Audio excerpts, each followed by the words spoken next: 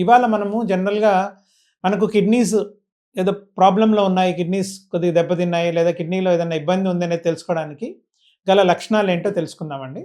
బేసిక్‌గా ఇనీషియల్‌గా kidney problem అనేది ఎవరికైతే ఉందో కిడ్నీ ఫెయిల్యూర్ అంటాం. జనరల్‌గా మనం రెగ్యులర్‌గా చూస్తుంటాం చాలా మందిలో. ఈ కిడ్నీ ఫెయిల్యూర్ అనేది చాలా వరకు మనకు సింప్టమ్స్ ఏమి ఉండవండి స్టార్టింగ్‌లో. అంటే ఎర్లీ కిడ్నీ ఫెయిల్యూర్‌లో సింప్టమ్స్ అనేవి అసలేముండవు. అంటే ఏ లక్షణాలు కనపడవు మనకు సడెన్‌గా. కాకపోతే ఫ్యామిలీలో గాని ఎవరికైనా హిస్టరీ ఉంటే మనం ముందు జాగ్రత్తగా ఏదన్నా ఈ స్క్రీనింగ్ టెస్ట్‌లు చేసుకుంటే తప్పించి జనరల్‌గా లక్షణాలనేవి జనరల్‌గా కనపడవండి.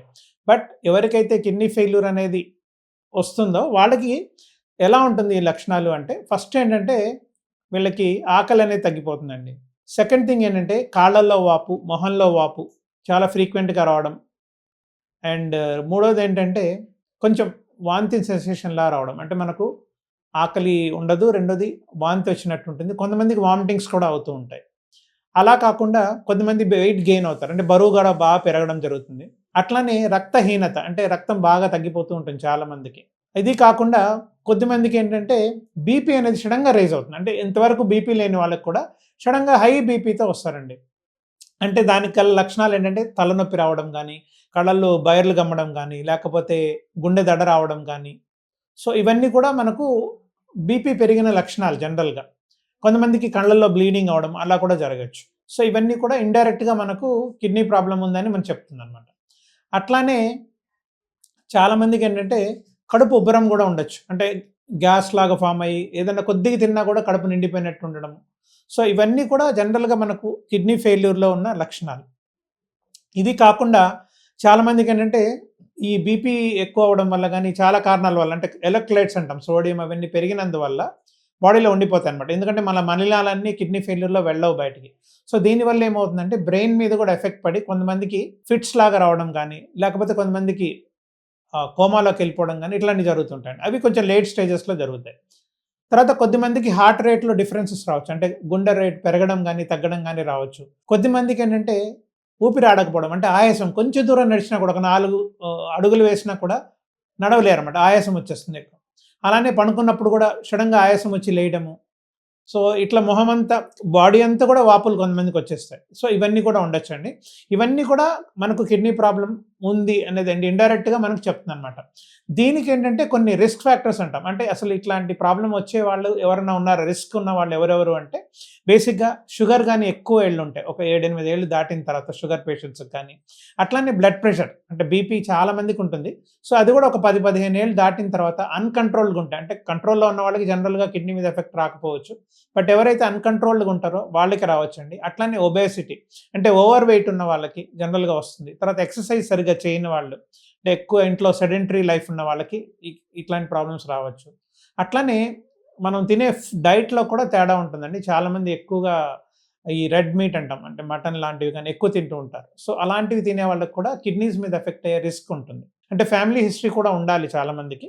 ఫ్యామిలీలో రన్ అవుతుందంటే కిడ్నీ ఫెయిల్యూర్ అనేది రావచ్చు. బట్ కారణం మనం జనరల్‌గా చూసేది ఇప్పుడు ఒకటేంటంటే షుగర్ వల్ల, రెండోది బీపీ వల్ల, మూడోదేంటంటే ఎక్కువ మంది ఈ పెద్దవాళ్ళు పర్టిక్యులర్‌గా మోకాళ్ళ నొప్పులు గాని, రకరకాల బాడీ పెయిన్స్ ఉంటాయి. దానికి టాబ్లెట్స్ అవి వాడేస్తూ ఉంటారు pain killers.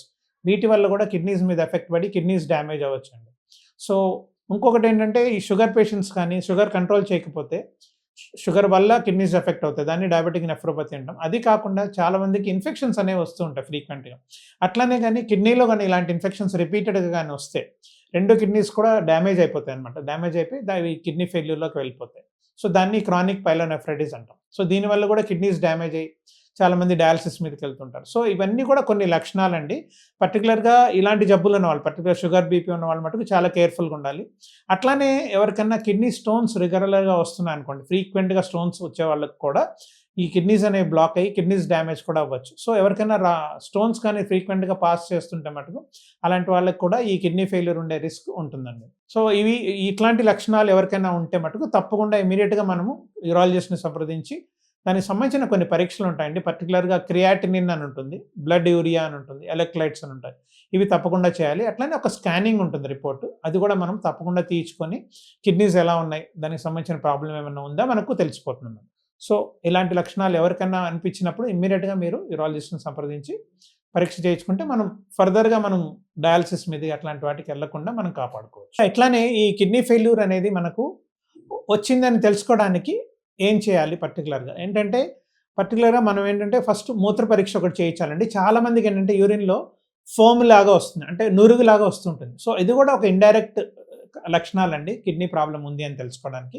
So, దానికేంటంటే urine for micro ఆల్బుమిన్యూరియా అని చెప్పేసి ఒక టెస్ట్ చేస్తాం.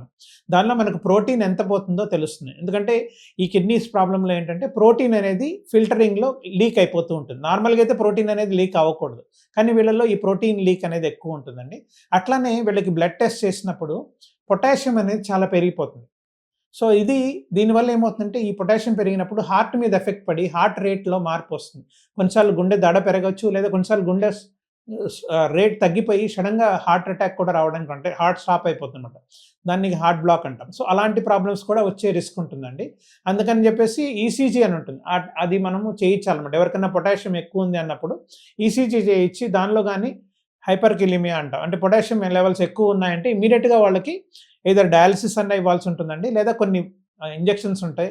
అవి ఇచ్చినప్పుడు ఆ పొటాషియం అనేది బాడీలో తగ్గితే ఆటోమేటిక్‌గా వీళ్ళు ఫర్దర్‌గా లైఫ్ రిస్క్ లేకుండా మనం కాపాడొచ్చు. సో, ఎవరైనా కూడా కిడ్నీ ఫెయిల్యూర్ లక్షణాలు గాని కనిపించాయి అంటే ఇమ్మీడియేట్‌గా మీరు యూరాలజిస్ట్‌ని సంప్రదించి దానికి సంబంధించిన ఈ పరీక్షలు నేనేవైతే చెప్పానో స్కానింగ్ ఒకటి, బ్లడ్ టెస్ట్ ఒకటి, యూరిన్ టెస్ట్, మైక్రోబాల్బిమిన్ అన్నాం. ఇవన్నీ కూడా చేయించుకొని మనం దే కిడ్నీ ప్రాబ్లమ్ దేనివల్ల వచ్చిందో తెలుసుకోవాలండి. ఒకవేళ మనకి ఏ కారణం కనపడలేదంటే కిడ్నీ బయాప్సీ అని చేస్తాం. ఆ కిడ్నీ బయాప్సీలో మనకు ఎగ్జాక్ట్‌గా దేనివల్ల మనకు కిడ్నీ ప్రాబ్లమ్ వచ్చిందో తెలుస్తుంది. ఎందుకంటే చాలా జెనెటికల్‌గా వస్తాయన్నమాట. మనకు ఫ్యామిలీలో రన్ అవుతుంటాయి. అలాంటి జబ్బులు ఏమన్నా ఉంటే ముందుగానే జాగ్రత్త తెలుసుకొని దానికి సంబంధించిన మనం ప్రికాషన్స్ తీసుకుంటే మనకు కిడ్నీ ఫెయిల్యూర్ ప్రోగ్రెస్ అవ్వకుండా మనం డయాలిసిస్ దాకా వెళ్ళకుండా ఆపడానికి వీలుంటుంది.